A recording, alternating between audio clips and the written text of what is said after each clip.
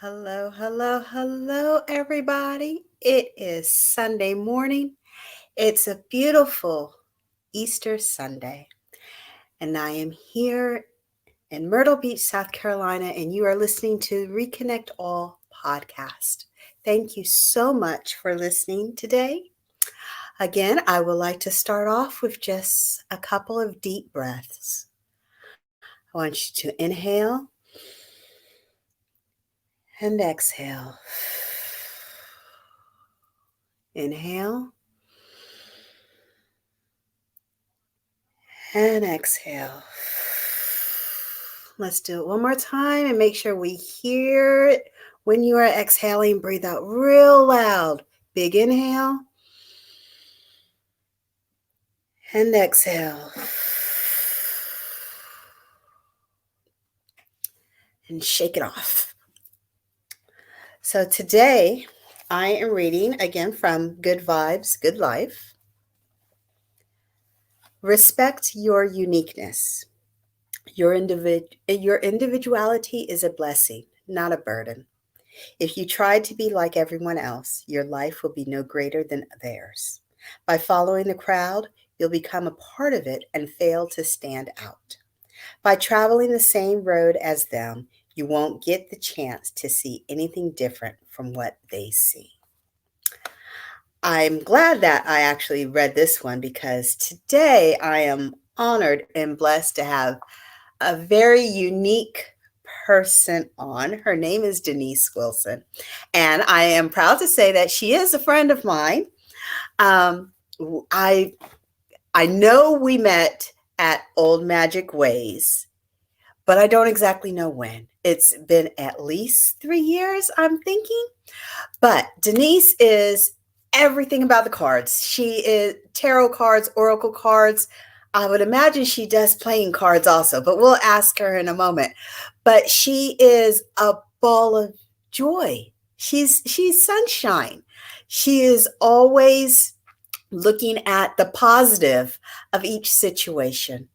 Even when I'm speaking to her about an upsetting subject or something to that extent, she is always able to flip it and bring out the positive. So I am proud to say that Denise is here today, and I'm going to go ahead and bring her in.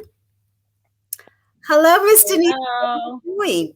Good, good. It's so good to see you. Yes, it's been a while. Yes, it has. It's been a COVID year. Yeah. Yeah. So you know everything, not everything. I'm sure you're going to say you don't know everything, but I you don't. have a lot of cards, and I can see. Okay, you're in your room. Yes. Now your Yes, husband made that rack for you. yeah. How many decks of cards do you have? I At last count, it was about 195. 195 But cards. as my husband will tell you, every week another deck comes in. If you check Facebook today, I'm gonna, I'm gonna learn a new system. I got a Kipper deck, which is similar to a Lenormand deck, and it goes on and on and on. How did you get involved with cards? I know you wasn't doing it your entire life. No. Explain how cards popped up. Okay, so I probably started just getting into metaphysics back in, it was probably around 1998. And as it was as a result of my parents passing away. My mom had gotten cancer. We started looking into alternative like healing, therapy, that type of stuff. She went to an alternative clinic, which led me to Barnes and Nobles and the whole New Age alternative section. So I started reading a lot of different books, like the Four Agreements and Conversations with God and different things of that nature. Like just blew my mind wide open. And after I started talking to my one aunt out in Santa Fe, California, and I went out to visit her, and she goes, "Have you ever played with tarot cards?" And I was like, "No, what is that?" Like a lot of people, I think, find it hard to believe that people don't know anything about cards, period, because a lot of people have been told stay away from them. They're bad. Like they got some kind of a background or had some kind of an experience. A lot of people I guess found them in their teens and, played with their friends and stuff. I had no clue, clueless. So I was 31 years old, and she went in her closet. She had taken a class and had a deck or two, and she brought the deck out and opened it up and started to put them out on the table. And I was like, holy crap, these tell a story. I'm like, what are these? I need to know about them. And she didn't really have a whole lot of information. It's not like she did readings or anything. She had just taken a class. She explained a little. So when I got home from my trip from Santa Fe, I told my husband, I was like, you got to take me to Barnes and Nobles. And he goes, why? And I said, I have to get a tarot deck. And he was raised Catholic initially. And he said, what? And I said, I got to get a deck of tarot cards. My Aunt Joan showed them to me. I want to learn everything about them. And thankfully, he was a sport and he brought me, and I bought my first deck, and the rest is history. That was 20 some odd years ago. Now, were you brought up Catholic? No, we were raised in a Lutheran church initially, then a community church. So not as strict, there wasn't, the same amount of strictness as in a Catholic upbringing. And I've learned along the way, a lot of people that I meet that are in metaphysics came from a Catholic background. So I find it interesting that they had come from there and then now are so curious about, I think, a lot of things that they were told not to be curious about. Now, explain, what is your definition of metaphysics? Metaphysics to me are the things that we can't see and can't explain, but they exist. So like divination per se, intuition, synchronicities, all those different kinds of things. That's to me metaphysics. I know it kind of has a new age like label now versus, back in the day, I guess. But I hate saying back in the day, but I have to say that now. So, you obviously this is your lifestyle. You are, this is all of you. I mean, yes. You don't see Denise without cards on her person at all times. Exactly. Yeah, they're like, it's so funny because I was like, I don't know if I'm supposed to prepare something because this is my first podcast. Never did this before, but I know you're the question woman. So I was like, whatever Katrina asked, I'll be for her. But I was thinking to myself, I was like, all right, I've taught classes. I've explained, to people who don't know what tarot is and, they want to know what it is or what's the system about. Everybody, a lot of the people that I read for, some come in blind, never had a reading before. Some come in and they have had other experiences. So I think for me personally, everybody has their own way to explain it. And it's a tool for everybody in a different kind of way. But it's no different than any other craftsman's tool in a twofold kind of way. So, and everybody puts this magical power into tarot cards. They're cardboard and they were made in a factory. The images are magical, the meanings are magical, but it would be no different than a carpenter. There's not magic in the hammer and the saw. It's the combination of the tools plus the person, plus the experience, plus their ability to open their minds, be creative with that tool. What can I do with this? How can I use it? What comes naturally to me? And in the same token, and I've used this analogy before, you probably heard it when we were at the gatherings and stuff like that.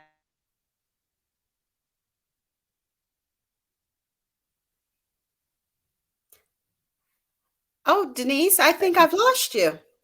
I think we had a little blip in there. There we go. You're tiling a little bit right now. You look like a puzzle for a minute there. Okay, so I did not hear about what you were just saying, the analogy. So the analogy for the tools would be that in the positive way, in a craft person's way, say a carpenter uses a hammer, uses a saw, uses nails, whatever. But it's the combination. There's no magic in those things. Those things don't build a house. The cards, there's no magic in the cards themselves. The story they tell there is, the meanings behind them, the ways that you can use them there are. And in the same vein, they can be used in not such a good way. A hammer could be used to hurt somebody. A deck of cards can be used to hurt somebody. It all depends on who's using the cards and what the intention is. And so when people are like, wow, the people that expect the cards to fix their life, I would like to redirect. They'll be very, very helpful. what you buy in a box off of Amazon or in a shop or whatever is not going to fix your life unless you're participating. So I had a session with you, and the session was, I'm going to say about 20-25 minutes. Mhm. But then the talk after, we sat in, well, we stood in Gifu for about 30 additional minutes. Yes, yes. And you were talking to me and you gave me a lot of insight. Do you feel kind of like a therapist? Yes.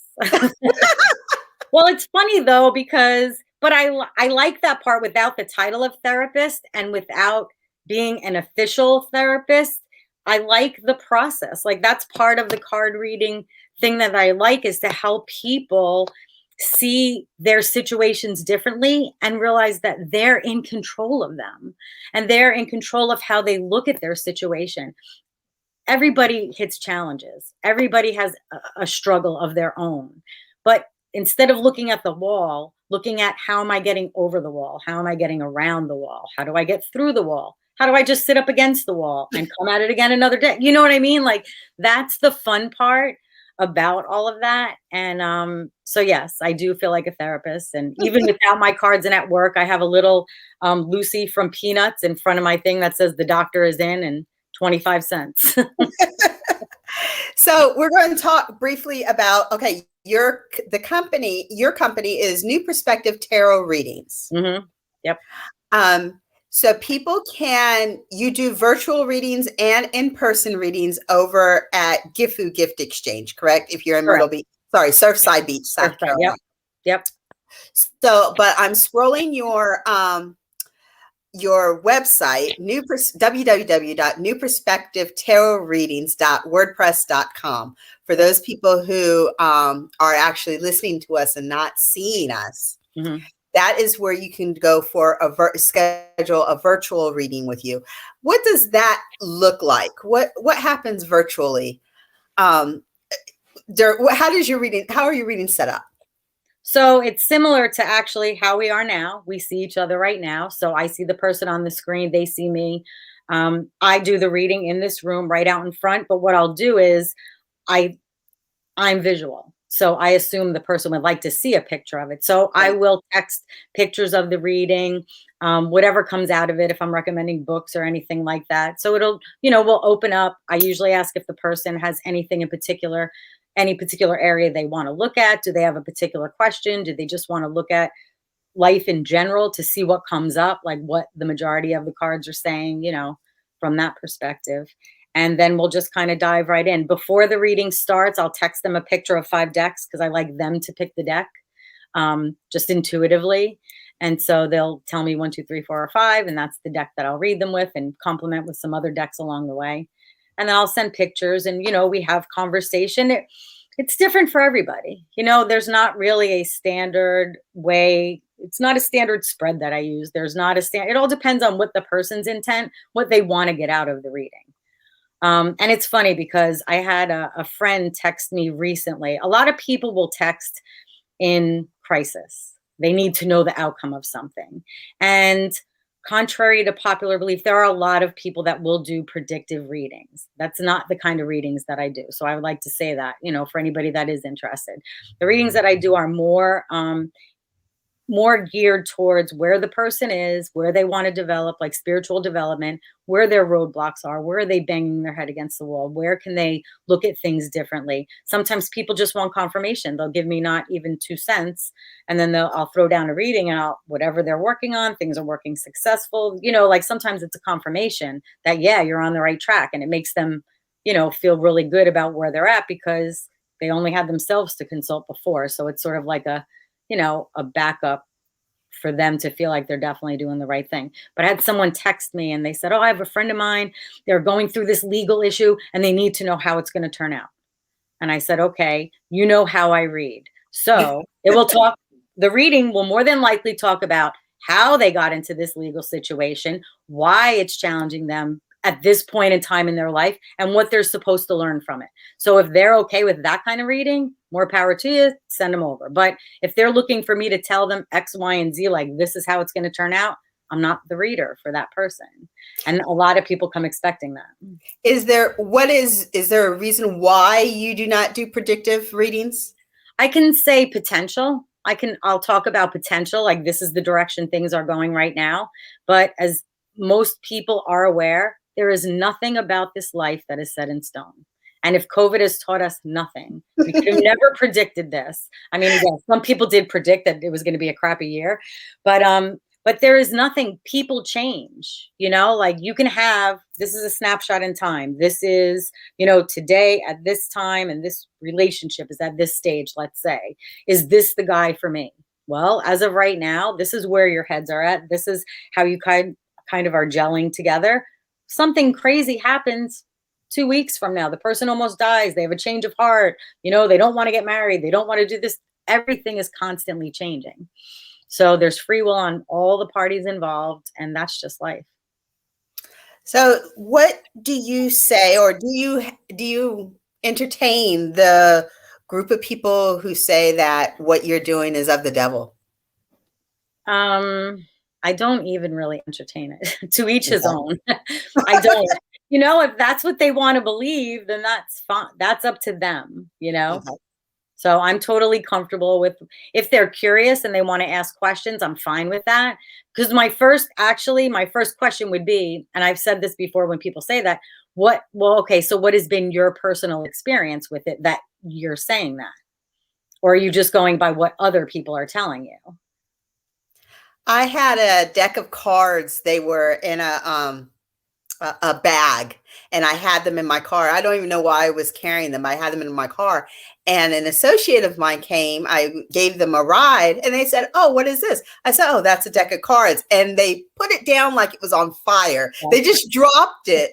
Oh, okay. And that was the response. Oh, okay. And I didn't respond to what they Right. did, because it's like people, there's just such a negative connotation with what it is, with cards in general. Right. Right.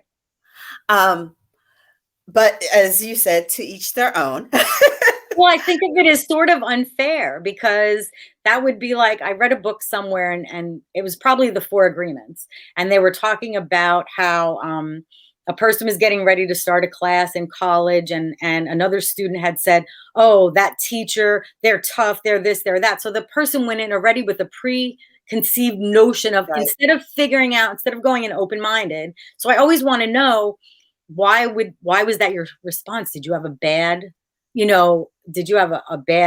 experience with cards? And then sometimes they say yes, and then you're like, well, why? What happened? Because that's not the norm for everybody. Right. So it's like everything else. It's not really. It's a shame that that blanket thing gets put across the board, because they are very helpful. So are there only two types of cards, tarot and oracle? Or are those just the two most popular? So tarot decks have a history behind them, and there is a structure to them. So a tarot deck will always have 22 major arcana cards from 0 to 21. They will always have 56 minor arcana cards, with 4 court cards as a part of the 14, and the 4 suits. That will always be the case. And it's funny, because I brought this deck out in case we got on the topic. So I have a deck here that's called Psychic Tarot Oracle. Okay. And it follows the structure. Now, this is a 65 card deck. So it's not 78 cards. So it's not a traditional tarot, which is why the word oracle comes afterwards. And what this particular artist did was they took out all of the court cards. So he took out 16 cards and put back in the 7 chakras, because that's how he wanted to structure his deck, which is fine. So he'll call it a tarot oracle. So it's based on tarot, but it's not the traditional historical. The Kipper deck that I was telling you about before, and Lenormand cards, that's a whole nother system. This is like an old Lenormand deck. So there are playing cards inserted in there, but there are also, I don't know the year that they came out, but I do know the basic story behind it was Mademoiselle Lenormand, if you say it with a little French accent, but I'm so American, I can't. was sort of the advisor to Marie Antoinette, and she read playing cards for her.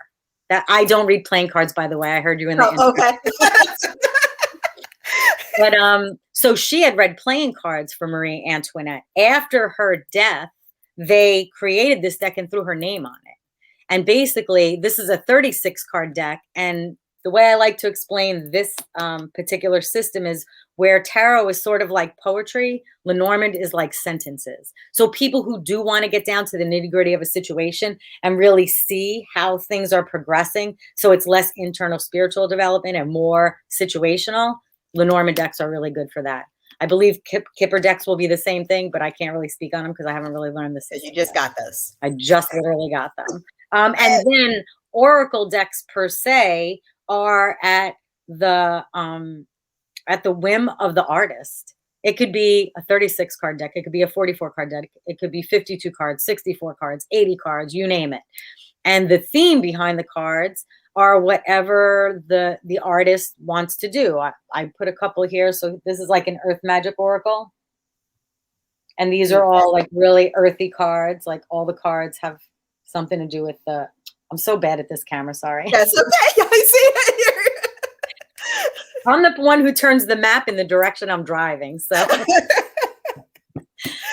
I was trying to think of what else. I have, this is one of my other favorite decks. Now this actually, when you asked about the therapy thing, Judith Orloff is a psychologist, I believe. Yes. Or a psychiatrist. So, and she did this deck, and this is one of my all-time favorites. So I'll use a tarot deck to get the meat of the reading, and then I'll complement it or summarize it with picking an oracle card at the end. And synchronistically, it always is on the money with whatever conversation we were just having. And whenever that card gets pulled, I laugh every time because I'm like, you just couldn't do this again if you wanted to. And it's just like so much fun. What is the name of the Judith Orloff deck? The Power of Surrender cards. Power of Surrender. And it's funny because people would think of surrender and they're like, oh, what do I got to let go of now? But you'd be interested to find that some of the things in here are surrendering too, like surrender to rest, surrender to play. So it's not all about giving I need you to put me a surrender to rest card. Exactly. So in the tarot, that would be the Four of Swords. You would want to, you take that card and meditate on that card.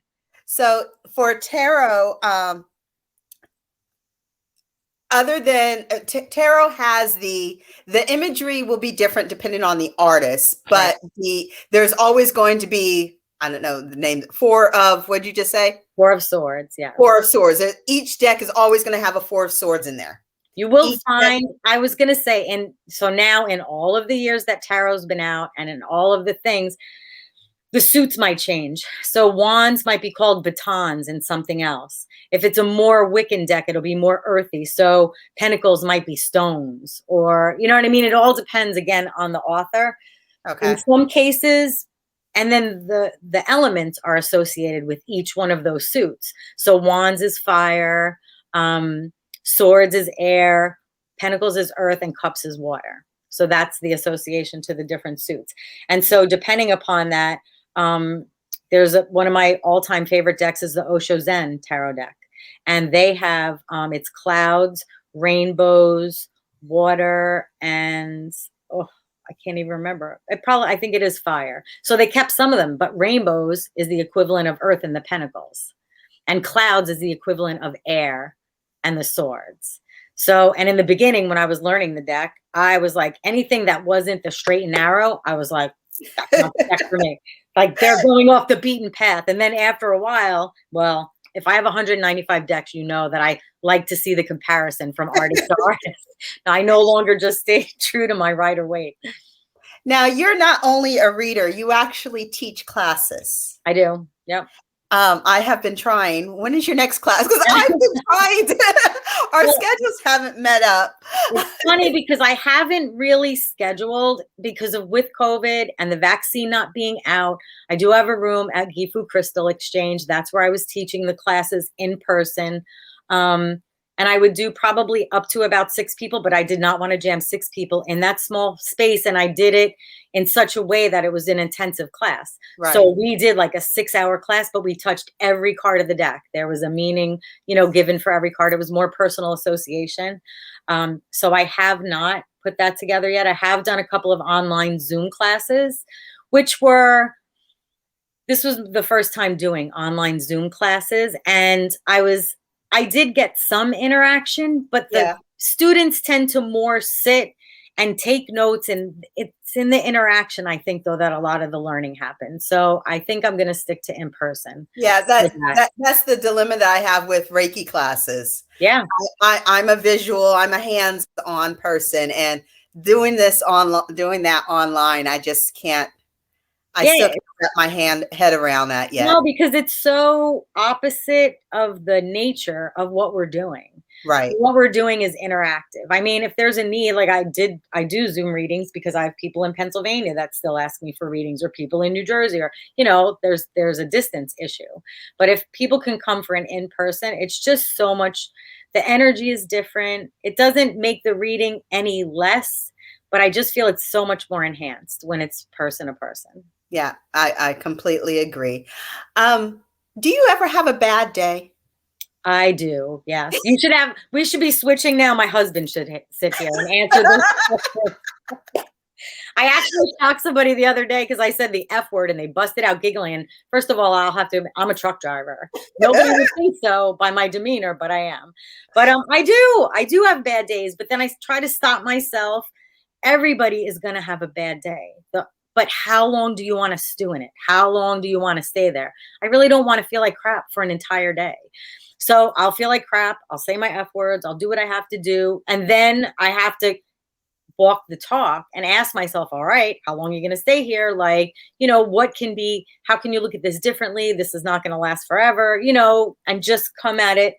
It was funny when you were saying the intro, I kept thinking of my kids because they'll come at me with whatever's going on in their life and struggles they're having and everything else. And I'm like, okay, well, just give it a second. You could be dodging a bullet. And they're like, stop. I just want you to commiserate with me. And so I do kind of feel bad because I'm like, yeah, that sucks. Like I just want to say that to them. And I feel bad, but I'm like, but you'll feel so much better if you come at this from another way. So call me when you're there. Well, and that's why I've always known you and Ivy's nickname for you. Ivy is a mutual friend of ours.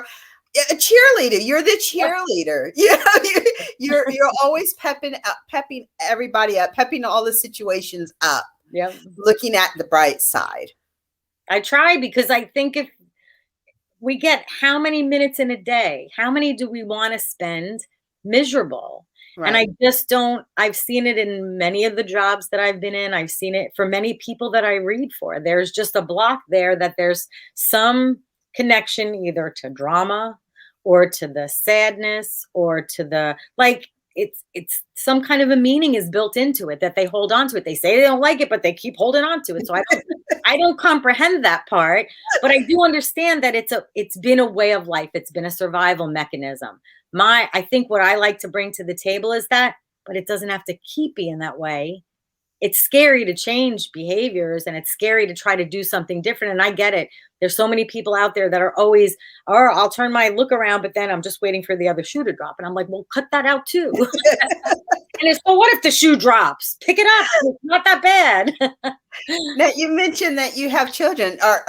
Is any of your family into cards like you? They've collected, but they'll still ask me. Nobody has really dove in to learn them themselves. They have them. I've gotten them decks. They like to pull cards every once in a while. They've actually gotten more into creating altar space and crystals. That's another one of my hobbies. Yes. Similar to the cards. And I work out of a crystal store, so that makes it difficult. But what I like is that they've gotten into, because I got into this when they were very young, that they embrace metaphysics, that they embrace that there is more to life than just what we see and just the day-to-day grind. So they've embraced all of that stuff and they enjoy, whereas I used to use them as guinea pigs in the beginning and say, let's do a reading on this. And they're like, Ma, stop. I don't want one. they text me now. I think I need you to pull some cards. Can you give me some direction? Can you just post a card? Like anything, just to, so they appreciate the value of the cards and just the off the cuff, whatever little commentary comes. But sometimes I ask them too. I say, well, what do you see in the picture? Because Right. that's really what it boils down to. It's kind of a personal message to the person. I can see one thing, but they may see another that might shoot the light bulb off for them. So I like them to ask too. When did you have confidence? Was it 1 year, 2 years, 5 years doing readings without the books? Okay. So it was not of my own volition that I started that part of it. um, I probably studied the cards. I started studying them in about 1999. We moved from New Jersey to Pennsylvania in 2002.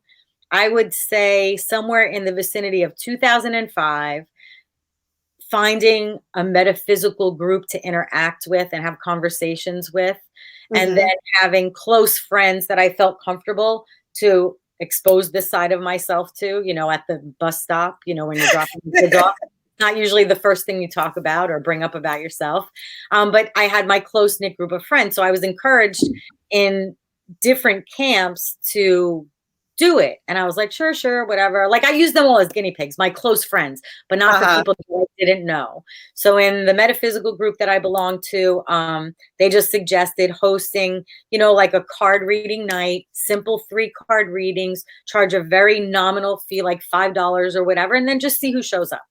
And so that's how I kind of eased. But prior to that, I had a girlfriend who, they were coming to our house for 4th of July, and 4th of July, they were having this whole big shebang in the community that we lived in. They were going to have a tarot card reader, and her family came out and they wanted to get a reading. And by the time they got into Pennsylvania from New York, the card reader was done for the day, packed up, gone. And so my friend Wanda says, well, don't worry. My friend Denise reads cards. She'll read your cards for you, unbeknownst to me.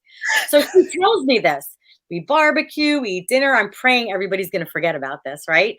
So we're probably like 2 hours, 2.5 hours into the night. And so Wanda goes, so where's your cards? Aren't you going to do their readings?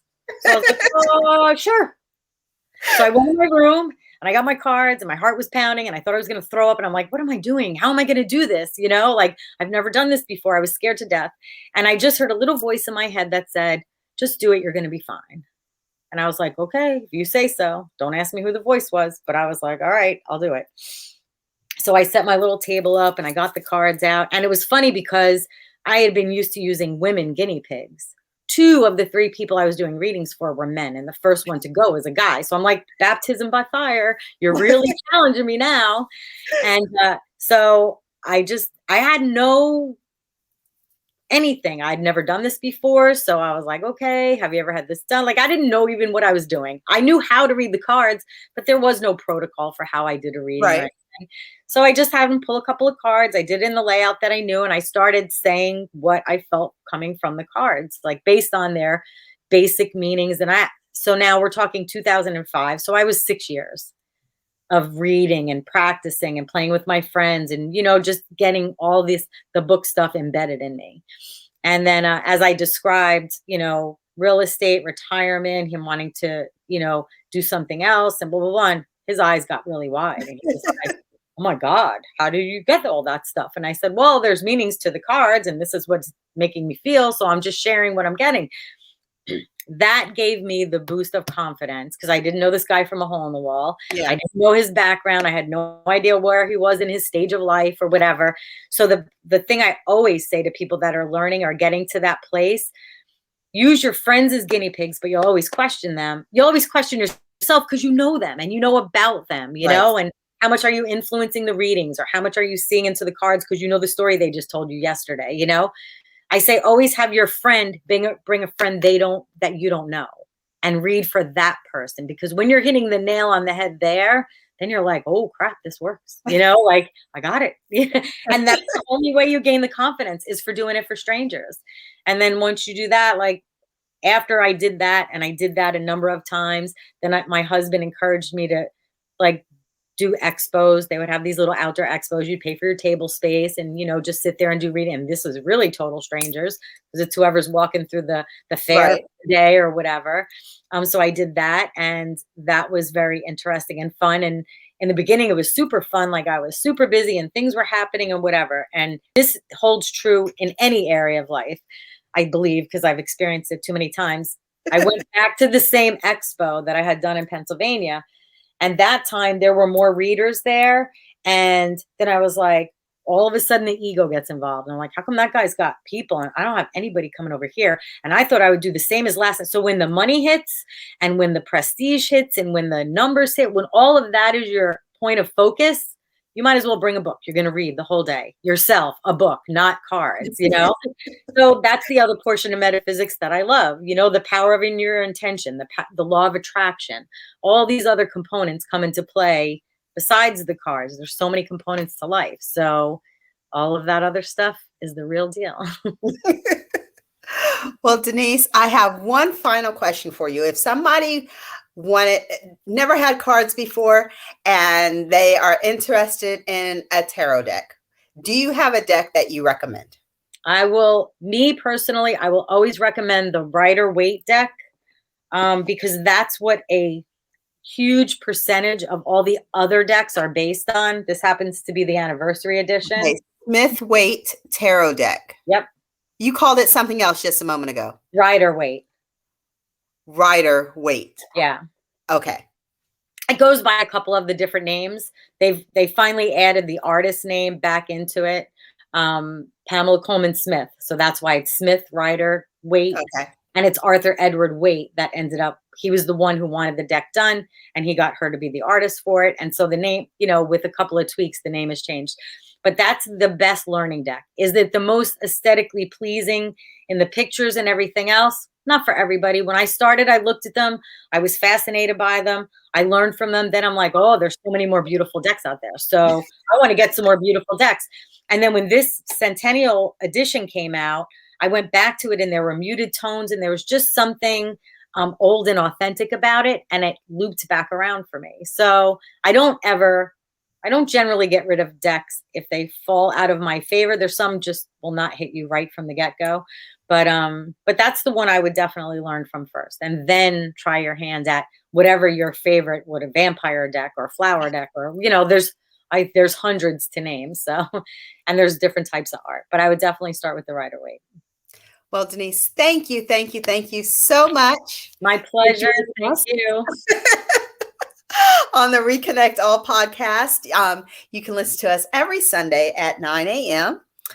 Eastern Standard Time. I got to include that. Yes. And we will have you back on again if you don't mind. That would be great. I would love it. Crystals. Awesome. Okay. I'm game. Thank you. Have a wonderful day. Thank you too. And have a blessed Easter. Yes. Do the same. Thank you. Bye. Bye.